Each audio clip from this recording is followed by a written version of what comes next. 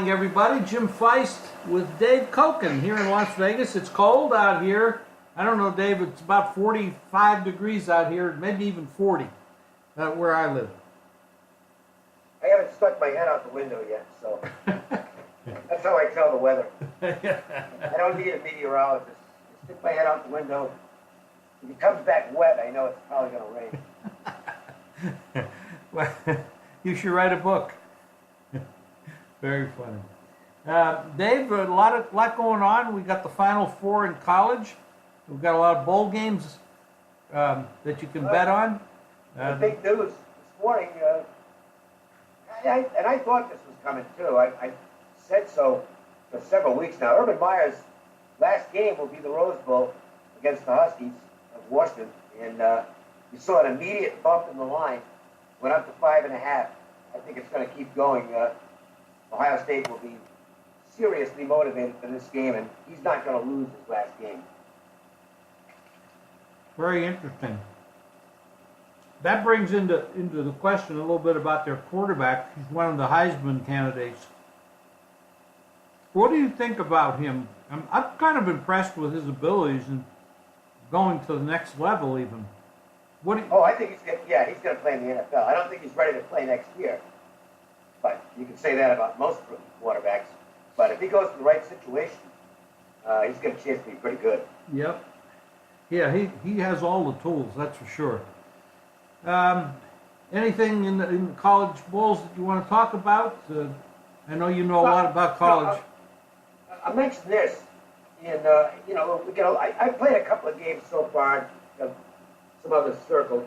I believe them. I haven't actually posted any of them. They were just sent out to my personal service clients, but they'll be posted the next day or so. But the thing that you have to pay attention to, it's really important to read the local beat writers for all these teams in the bowls, because unlike the regular season, they're looking for stuff to write about as we approach the bowls and have some time between the regular season and these bowl games. And you get some real good insight as to preparation, players who might not be playing because they don't want to mess up their, get a possible injury with the NFL draft coming up. We've already got, I think, about a half dozen players who have already announced that they're not going to play in their team's bowl games. And off-the-field issues, shall we say, some weird stuff. I'll give you an example. This is on the Utah State North Texas game. Let me find my little notes on this, because this struck me as weird. That's the New Mexico Bowl. It's one of the first bowl games. It's a week from Saturday the 15th. So Wells, the Utah State head coach, has taken the Texas Tech job. And normally what happens here is that the coach will, okay, that's it. He says goodbye and lets the interim coach take over. And teams do fairly well. It's not a system or anything like that, but the teams are able to focus on the games, and it's not much of a problem. But this one's a little unusual, because Wells has requested permission to be on the sidelines, even though he's not going to be coaching, to be on the sidelines and have his family in the stands. His coordinators are also leading with him for Texas Tech, but they're kind of hanging around to at least have some input on this game. That's, to me, is potential distraction stuff. I think once the coach is gone, he's got to be gone completely. I don't think him being on the sidelines would be, and that, again, this is just opinion, but I don't think that's a plus for the team. I think that's just let the interim guy coach the game and kind of get out of there. So I'll keep my eye on that situation. And might not be the only one who felt that way, because that line has ticked down a little bit. And Utah State's got a really good football team, but that's a situation worth monitoring. So that's kind of the stuff you get by reading the local beat reports. I got that out of the whatever newspaper it is that covers Utah State, and we'll see what happens. That situation might change between now and game time. It's also the reason I don't rush. Normally and I think you're the same way. During the regular season, I am playing real early in the week because a lot of times I think I'm going to get much the best of the number, and that was certainly the case this past weekend, championship weekend. I did really well in terms of getting value, the most bang for my buck. But of the Bulls, I'll give up a point or two of value if I have to because I want to make sure I've got all the late information. Well, there's always a lot of extra factors that you have to consider in bowl games, and that story there is extremely valuable to people out there. I know most people are not going to know that, and people aren't going to dig for that kind of information. So that's really valuable. You know, regular season handicapping and bowl handicapping are totally different. I mean, we do get down to the point where some of these, you know, these are kids still. You know, they're athletes, they're student athletes, but they are very young, and some of these games don't mean much to them. That's right. So they're just interested in taking the trip and having fun because they really have nothing to play for. I have one team, I'm not going to mention who it is because it's going to be on my service. I absolutely know that one team is going to want to win much more than their opponent. And they're actually an underdog. So that's going to be a very big play for me. It already is. I already played it. But I played it in a way so that at least initially you don't see much of the line move. But that kind of information is what you get when you're talking to people that dig into this. And you know, we also have the NFL, which has been, I mean, I really feel bad for, I know they make a lot of money and everything, but, you know, these are human beings and they have dreams and desires and stuff, but the situation with the Redskins and their quarterbacks, two quarterbacks with broken legs, I mean, what are the odds of that? I mean, just absolutely horrible situation. That team is not walking, but actually mash unit. And I think they might not win another game. God, I mean, it's horrible. And, you know, I mean, Sanchez came in and played, you know, reasonable for a guy that's been there 10 days and hasn't played in years. But, you know, they lost, their offensive line is gone. I mean, Adrian Peterson aside, I mean, he's amazing. And, you know, on that 90-yard run, it was really incredible. He was outrunning those younger guys that were chasing him. They were not making up ground on him. You know, the interesting thing, though, and it's kind of crazy, is that he had a 90-yard run but didn't have 100 yards for the game. He only had the ball 9 times. Yeah, I know. I mean, I don't get that. I mean, they bring Sanchez in and they got him throwing the ball, and you got this guy in there. I mean, he. Well, I think the other team probably just keyed on Peterson at that point because they weren't worried about Sanchez, and I can't disagree with that logic. That's true. That's very true. We got some big games coming up this week, matchups that are very meaningful. The Dallas game is big, and you know, this is, you know, last night I was surprised that Philadelphia was so passing oriented in that game. They did run the ball, of course, naturally they did, but they threw the ball around quite a bit. And Wentz looked sharp. Tate is starting to blend into their offense quite a bit more, and he's a valuable asset. I still don't understand what the thinking was for Detroit and get rid of him, but I guess they decided to chuck the season long before any of the rest of us knew about it. But, you know, Philadelphia still looks like a dangerous club, but they still make mistakes. They definitely have not hit their stride off of their Super Bowl win. And this is a big week for them.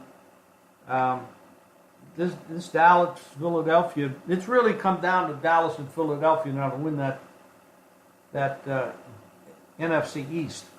And that's a good contest. And then Washington, like you said, I don't know how they're going to even get out there and stand up and play, but I'm sure they'll do the best they can. But interesting that the Patriots are rounding into shape. It's post Thanksgiving, and this is what they usually do. You got the issue, let's talk about this a little bit. Kareem Hunt issue, the suspension, the release, all that. What kind of effect did you see with Kansas City last week, or did you see anything? No, I didn't see anything. Not that I can, I couldn't see anything. I mean, the Chiefs did what they had to do, and I don't know. They'll survive. I don't think it's going to be. I honestly don't think it'll be that meaningful. I tend not to put that much into running backs. Yeah, he was a pretty good one though. I know it's a pretty good one, but it's just there's a reason that running backs aren't drafted high anymore because they're just replaceable for the most part. It remains to be seen. I didn't downgrade the Chiefs at all in my power ratings. I would probably respectfully disagree a little bit. I think running backs are important. If you look I'm not saying they're not important, but I don't think they're indispensable. I think to me, there's only a couple of guys in the league that I would look at and say, oh boy. I mean, if Barkley went down to the Giants, Jesus. But he's not the focal point of the Chiefs' offense. It's Mahomes. Mahomes is the one guy that matters tremendously. The thing is, you can only take so many weapons away from somebody. And here's a guy that can catch the ball, run the ball, gains a lot of yards. He's a game changer. And when you look at their offense, that's a guy that knew their offense. It's a blending, and it's also the thing that happens to a team. It's TEAM. It's a team, and these players have relationships. And I don't know whether he was liked on the team or wasn't liked. I have no idea of that. But when a player leaves, gets hurt, like McCoy did last night, like Alex Smith did the week 2 weeks before, there are chemistry issues that happen, and a lot of times we don't know those issues because we're not on the inside. We try to get as much information as we can. Not always easy to get, but I think in the NFL, it's actually tough to get. Yeah, very, very. The Pittsburgh Steelers got a big lead over the Chargers. Have we given enough respect to the Chargers this year? I know that I don't know if fans have. I can't speak for them. The odds makers have. They were only 3-point dogs, or maybe 3.5 at Pittsburgh. So good point. The fans might have, but I don't care. It doesn't matter to me whether the fans are getting the respect or not. Fans don't know what they're talking about, and neither do I sometimes. But the odds makers, they don't make plenty of mistakes in the NFL. They got Bosa back a couple weeks ago, and he's a major defensive cog in that wheel out there.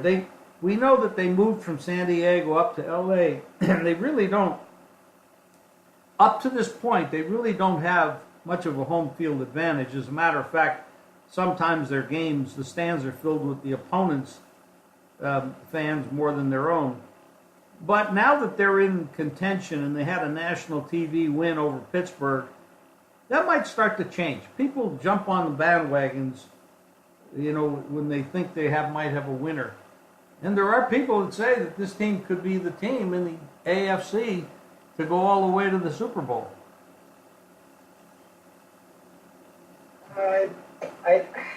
It's possible. I don't know. I think they're a good football team. I think they're number 3 in the NFL, in the AFC. So 3 is okay, but I think Kansas City and New England are still my 2 favorites.